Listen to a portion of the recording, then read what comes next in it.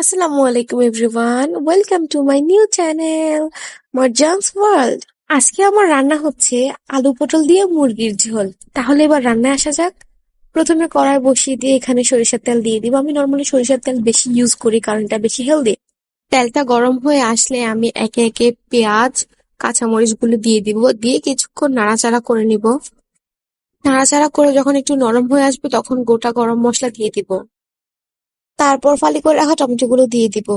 দিয়ে একটু নাড়াচাড়া করে আদা বাটা রসুন বাটা দিয়ে দিব। তারপর এগুলো মিডিয়াম ফ্লেমে ভালো করে নেড়ে চেড়ে কষিয়ে নিব। তারপর একে একে গুঁড়ো মশলাগুলো দিয়ে দিব। 1 চামচ হলুদ গুঁড়ো, 1 চামচ জিরা গুঁড়ো, 2 চামচ লবণ ও 2 চামচ প্যাকেটের মুরগির মশলা দিয়ে দিব। দিয়ে তারপরে ভালো মতো নেড়ে চেড়ে কষিয়ে নিব। দেন একটু করে পানি দিয়ে দিব। এরপর 4 থেকে 5 মিনিট ভালো মতো একটু কষিয়ে নিব। আমার আসলে কষানোর পার্ট গুলো হচ্ছে যে স্কিপ হয়ে গেছিল এডিটিং এর সময়। তারপর আমি হচ্ছে যে এখানের মধ্যে মুরগির মাংস ও আলু দিয়ে দিব। দেওয়ার পর ভালো মতো একটু নেড়ে চেড়ে কষাবো।